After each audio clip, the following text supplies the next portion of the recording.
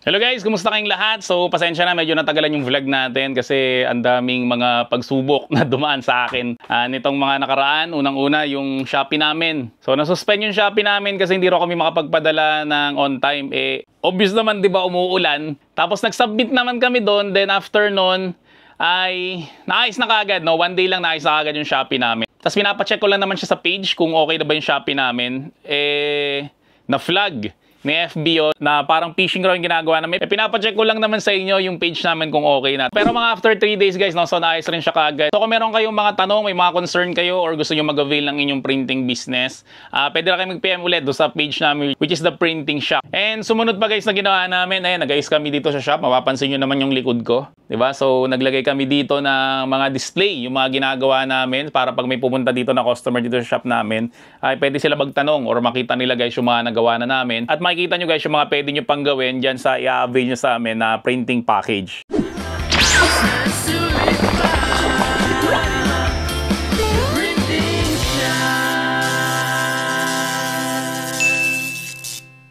So sa vlog na to guys, tuturuan ko kayo kung paano ba gumawa ng back-to-back na calling card. Sa totoo lang talaga guys, no, hindi madali ang back-to-back na printing kasi sobrang daming trial and error talaga niyan bago mo siya makuha. Nakikita kasi nila guys sa video namin, no, sir bakit ganyan sa'yo, okay na kaagad.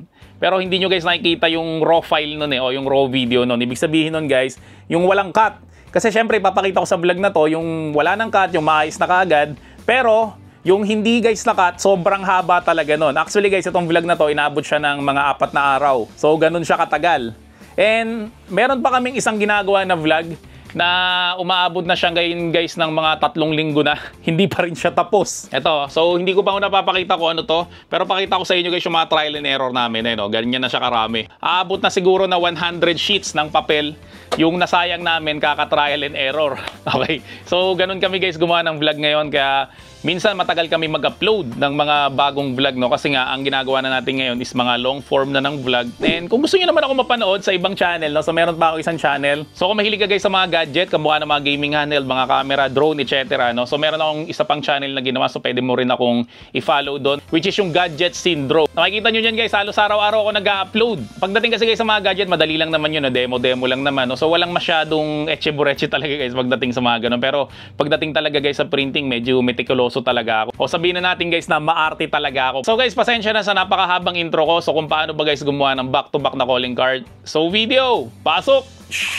Kasi meron na tayong ngayong binibenta na Epson na L8050. Ang L8050 guys, pwede siyang mag-print ng 6 colors. Tapos pwede siya guys mag-print ng borderless. At ito pa guys, pwede siya mag-print ng makakapal na papel up to 300 GSM. Diba yung nire-request yung lagay sa isang printer, yung pwede mag-print ng makakapal. Kasi nga, ang calling card ay makapal. So meron kaming package guys na ino-offer. So kung gusto nyo guys mag-avail niyan, ay PM nyo lang kami direkta doon sa aming page, The Printing Shop. So kapag ka nag-avail ka niyan, may libre ka guys na panggawa ng calling card na app. So ito guys, pakita ko lang sa inyo, file, then click ko lang yung open. So marami na dito mga templates. So meron na dito mga animals. So lahat yan editable. So meron ring auto o para sa kotse. Yan halimbawa, car wash yung nagpapagawa sa inyo. Yan, pwede kayong dito mamili. So meron rin tayong beauty, meron rin tayong calendar. Pero itong calendar na to, outdated na to no? So i-disregard ko na lang to, itong calendar na to. So meron rin tayo dito mga computers. Yan halimbawa nag-offer kayo ng computer repair service, yan pwede yan. May construction rin tayo dito guys, kung may kilala kayong contractor ng DPWH. Siyempre meron tayong educational, finances, flowers, foods. Yan. So kung meron kayong kakilalang restaurant, yan nagbebenta ng pizza, hair salon, medical, miscellaneous, music. Ito, dito masasave yung mga projects na mga ginawa nyo. Tapos office, services. So, halimbawa, plumbing, karpintero, etc. Yan. So, pwede kayong mamili dito. Ito guys, simple. Ito yung mga paborito ko kasi kung ayaw nyo masyadong komplikado itsura ng calling card nyo, no? So, pwede kayong mamili dito sa simple. Meron rin tayong sports. Yan. And syempre, meron tayong technique. Yan. So, lahat yan guys, editable. No? Pakita ko muna sa inyo na pwede siyang edit. Halimbawa, pipili ako dito sa computers. Diba kasi nag-offer tayo ng printing. So, halimbawa, ito, yan, no? Meron siyang printer, no? So i-click mo lang siya para mag-open, tapos ito pwede mo na itong palitan. Select mo lang siya, tapos dito mo siya palitan. Yan, The Printing Shop. Tapos liitan lang natin. Yan, so straightforward naman guys yung mga makikita nyo dito. Wala namang kakaiba dyan. Tapos ito pwede mo itong palitan, lalagay mo yung pangalan mo. So halimbawa Marlon Ubaldo, tapos lagay ko dito CEO or owner. So dito pwede mo dito guys ilagay yung address mo. So halimbawa lalagay ko Batasan Hill Hills. Tapos ito, palitan ko rin to. Lagay ko is Quezon City. So ito guys, sample lang to ha. So dito, lagay mo dito yung cellphone number mo. Halimbawa, CP ay 091234567789. So hindi legit na number yan guys. Mamaya tawagan nyo eh. So dito rin, pwede nyo ilagay dito. Halimbawa, may landline kayo. So ilagay natin dito 0281234567. Kung meron kayong website, halimbawa sa akin www.fb.com/theprintingshop. Yan. So sa email rin pwede niyo palitan. So ilagay lang natin dito ay theprintingshop@gmail.com. So ito guys, so kapag ipiprint nyo na yan, makikita nyo kaagad na 10 na siya. Kaya mas mabilis talaga guys gumawa ng calling card dito. Ngayon, kung ayaw nyo naman na mamimili kayo sa mga templates dito, so meron guys in-offer yung Creative Fabrica na millions of fonts, files, templates, and syempre mga graphic design. So ito guys, pwede mo tong gamitin sa negosyo mo nang hindi ka guys nag-aalala ng copyright. So pwede ka guys mag-free trial na ilalagay ko sa description section ng video na to. Pero kung gusto mo guys ng monthly, yan o, $399 lang. So magkano lang yan? 200 pesos monthly. Pero guys, millions of files na yung mada-download mo. So ito, bigyan ko kayo ng sample ha. Yan, so i-type lang natin business card templates. So makikita nyo dito na marami na kayo mada-download dito. Ito mga latest na to. Kasi yung nandito medyo mga outdated na eh. Okay, so kung ayaw nyo ng mga lumang templates, so pwede nga kayo guys dito sa Creative Fabrica. Yan o, dami yan o. So kahit scroll nyo lang scroll yan, di mauubos yan. Kasi sobrang dami ng templates talaga dito sa Creative Fabrica. Yan o. So scroll pa natin para makita nyo na kayo mananawa talaga dito sa dami ng mga templates dito. So kulang ang isang araw natin para scroll natin to sa sobrang dami ng templates dito. So ito, may mga konti ako na download na templates dito. So i-open ko lang. Halimbawa ito lang nasa unahan, i-open natin siya. So makikita nyo dito na ito yung business card na template na para sa PDF. Tapos meron siyang para sa AI o sa Adobe Illustrator. Meron rin siyang EPS or PSD na para sa Photoshop. So dito tayo guys sa PSD kasi gagamit tayo ng Photoshop, no? So i-open ko lang to, itong business card PSD. Yan, so makikita nyo guys na na-open siya sa Photoshop, tapos pwede natin tong i-edit. So kung wala pa kayo guys na Photoshop na app, so nagbebenta kami nito. So mas maganda i-PM nyo na lang kami dito sa aming page, The Printing Shop, at sabihin mo lang guys na napanood mo tong video na to, no? Para ibigay sa ito guys ng murang halaga. So halimbawa, edit natin to, itong John Doe. Okay, so palitan ko to ng Marlon Ubaldo. Yan, tapos professional photographer, so palitan ko siya. Gawin natin na owner, The Printing Shop. Okay, tapos dito rin palitan rin natin to. Yan, so replace na lang natin. So ilagay ko lang dito Marlon Ubaldo. Kasi guys, gagawin natin dito is back to back na calling card. So ilagay ko lang dito is owner. So palitan ko yung email address, tapos itong street address. So yung cellphone number, pwede mo rin yung palitan para makita nyo guys na lahat talaga is editable. Yan, so hindi totoong cellphone number yan. So FB, syempre lagay rin natin dito facebook.com/theprinting. So yung Twitter, palitan ko rin. Kahit wala akong Twitter, no, ilagay ko na rin dito The Printing Shop. Tapos itong Instagram, wala rin akong Instagram, pero ilagay ko na rin dito guys is The Printing Shop. Yan, so makikita nyo guys na ang nagawa natin is very simple lang naman. So ang next na gagawin natin, i-highlight mo lang tong lahat, itong front. Dito guys sa mga layers, no, so right click mo lang siya, then click mo lang tong merge layers. So ganoon rin guys sa back, so i-highlight mo siyang lahat. Right click mo dito, then merge layers. Tapos next na gagawin mo guys, no, click mo to, Control C as copy, tapos click mo guys yung file, click mo tong new, click mo tong clipboard, tapos click mo guys yung create, tapos Control V. Yan, so meron na tayong isa. So gawin rin natin dito guys, no, Control C, then file, new, clipboard, create, Control V. So na makikita nyo guys na nagawa na natin yung front and syempre yung back. Then click natin tong file, then click natin tong save a copy. Tapos, isave natin siya as JPEG. Yan, tapos click natin to, then pakilala natin siya guys, front. Tapos ito guys, ay click natin tong file, then click natin tong save a copy. Tapos Photoshop again, palitan natin siya ng JPEG, tapos lagay natin dito back. So meron na tayong front and back. So gawin mo dito file, then click mo lang yung new. Yan, so i-X na natin to, no, kasi meron na nga tayong ginawa na layout dun sa Photoshop. So gawin natin dito, click mo lang to, itong change format. Tapos dito, click mo to, itong standard 90 by 53. Tapos click mo tong modify. Tapos dito guys, sobrang importante nitong mga value na babanggitin ko dito, no? So ganito guys yung gagawin nyo. So manufacturer standard units, millimeter, paper type A4. Tapos yung width natin guys 91.5.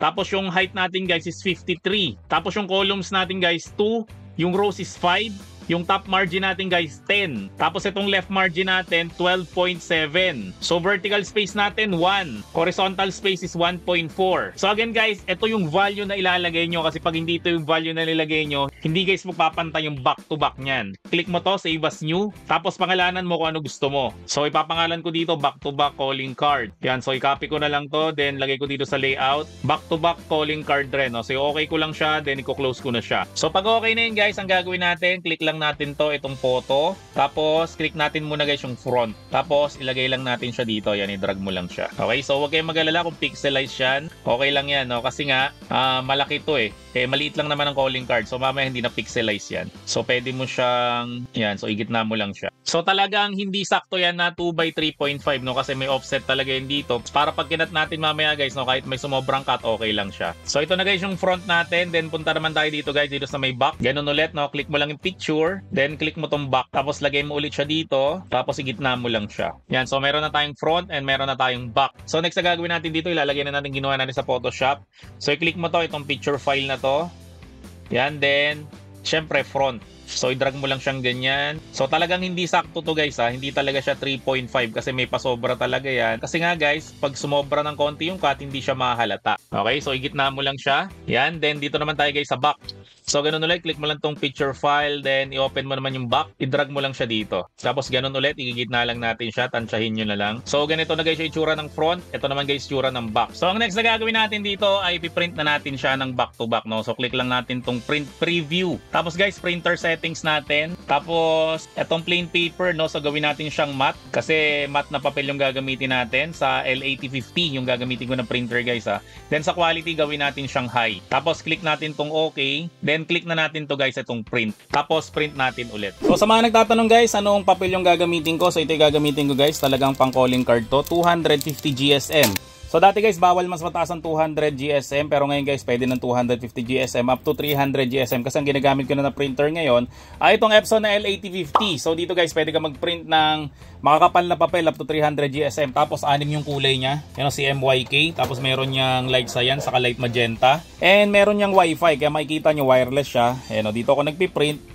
Pero nandoon yung laptop ko. So ito guys yung ginagamit sa mga photo booth. So pag nagpa-picture kayo sa photo booth, ito yung makikita nyo na printer. Tapos syempre pwede rin niya mag-print ng direkta sa PVC. Ito kasi meron siyang kasamang tray sa loob, and pwede rin siya guys direkta sa CD. O, diba? So ang dami niyang function talaga na magaganda. So pwede ka rin dito guys mag-print direkta sa cellphone mo. Yan, so sa mga gusto mag-avail nito guys, so hanapin mo lang kami sa FB The Printing Shop. Sabihin mo lang guys na napanood mo tong video na to para bigyan ka ng discount. Okay, so hintayin lang natin guys matapos yung ating print out. A few moments later. So ito na guys yung print out natin. Yan, so ang gagawin natin dito ay ilalagay natin ng patalikod. So nakabaligtad siya guys, ganyan yung itsura niya. Tapos sa kanya ulit siya isuksok dito. And wag na wag nyo to guys kakalimutan, itong pang-ipit na to. Yan, itulak nyo yan ha, para siguradong hindi gagalaw yung papel. Okay? So i-press ko lang dito. So pag may orange dito, ibig sabihin yan may print out pa siya na hindi pa siya napiprint, no? So i-press nyo lang yan. Yan, so kung curious ka ano itsura sa loob, so ganito itsura niya. Mapapansin nyo dito guys sa L8050, sobrang tahimik niya mag-print. Hindi ka mukha nung L121 maingay. So ito guys, meron tayo na print na tatlo. Yan, so back to back yan guys. So bakit tatlo yung ipiprint natin? Kasi itong isang to ay as is lang siya. So ikakat natin to mamaya ng calling card cutter. Tapos itong dalawa naman na to ay ilalaminate natin guys para mas tumibay at syempre para mas gumanda yung presentation natin. So meron tayo dito dalawang klase ng laminating film. So yung una smooth o ito yung glossy. Ito naman guys, pangalawa is matte. Yan, so tag 100 sheets ang bawat isang ganito. So ilalaminate natin siya guys dito sa laminator. Yan, so kung wala namang bata sa inyo, mas maganda alisin mo na lang to. Itong block na to para nakikita mo yung nasa loob. Pero pag may bata guys, huwag mo itong aalisin. Baka kasi mapaso siya o ano kaya maipit yung daliri niya. Siyempre, press natin hot forward run. Tapos ilagay natin siya guys sa 100 to 120 degrees. So okay, lalagay ko siya sa 120 degrees na lang. So hintayin lang natin guys mag color green to para pwede na tayo mag-laminate. So pag in laminator mo guys, naririnig mo yon, yung maingay na yan. So dito lang yan. Ito lang yan, oh. Yan, so gawin mo dito sa ilalim, tapean mo lang dito. Tapos guys, lagyan mo rin dito. Itong may uka na to, diyan mo ilagay yung tape. O, di ba? Nawala na ingay. So ayan guys, nag-color green na siya. So ngayon magla-laminate na tayo. Siyempre, ito yung laminating film natin. So back to back agad to guys ha. Yan, manipis na manipis to. So back to back yan. Okay, so ito muna ilalaminate natin, yung matte muna. Then syempre next naman natin tong glossy. So ito guys, sa laminate na natin, matte. Ito yung smooth at glossy, tas ito wala tong lamination. So ang next na gagawin natin guys, gagamit tayo nito, itong calling card cutter. So ginagamit guys ang calling card cutter, syempre para mas mapabilis at mas mapadali guys yung pagka-cut natin ng calling card. Kasi pag nag-cut ka dito guys, ay sampuan ka agad. Tas at the same time guys, pantay-pantay yung cut mo para kang nag-cut ng baraha. So ito guys, pakita ko sa inyo yung technique. So ito, nagagalaw tong dalawang to. Yan o, pati ito nagagalaw to. Okay, yan kasi yung pang-ipit. So ang gagawin natin, isusubo natin to.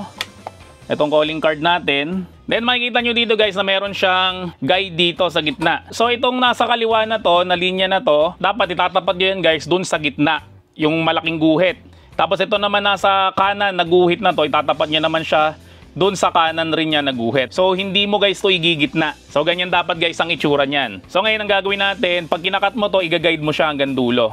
Huwag mo siyang babayaan, i-guide mo siya para ang nananahi. So meron ditong lock, ito. Yan, dapat nakalubog to. Tapos meron siya guys pindutan dito sa gilid. So ipipress mo guys yung bandang dulo. Yan, so again guys, i-guide natin siya hanggang sa dulo. Huwag niyong pababayaan.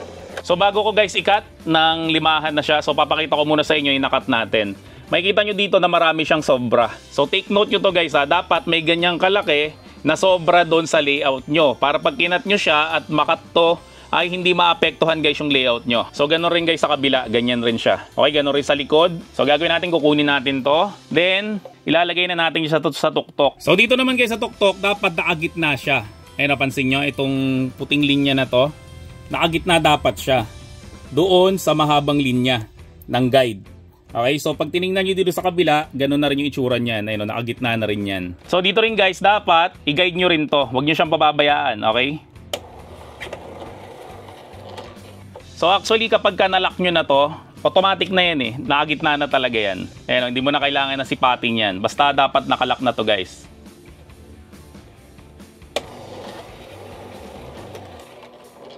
Yan. So gawin rin natin guys dito sa may matte na lamination.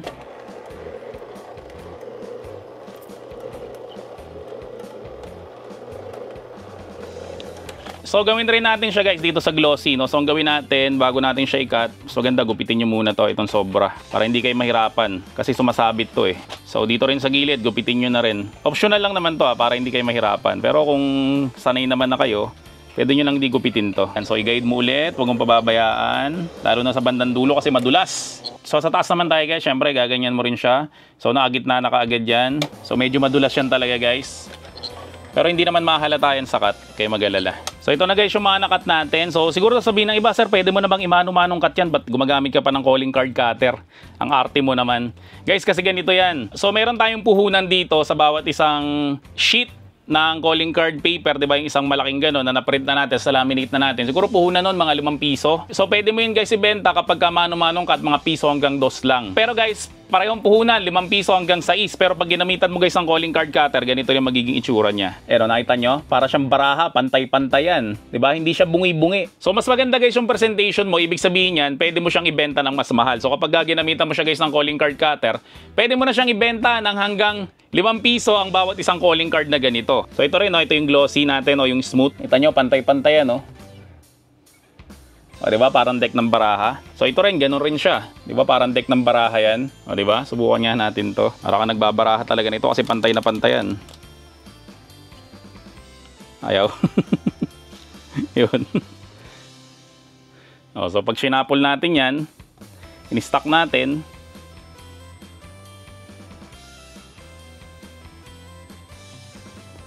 So again, pantay-pantay pa rin yan. So ang bentahan natin dito guys, mga 4 to 5 pesos ang bawat isa. Siyempre may minimum yan na 100 pieces. Siyempre lalagay mo siya sa calling card case. Ito guys, mura lang to, 7 lang isa nito sa amin. Okay, so ilalagay mo siya dito.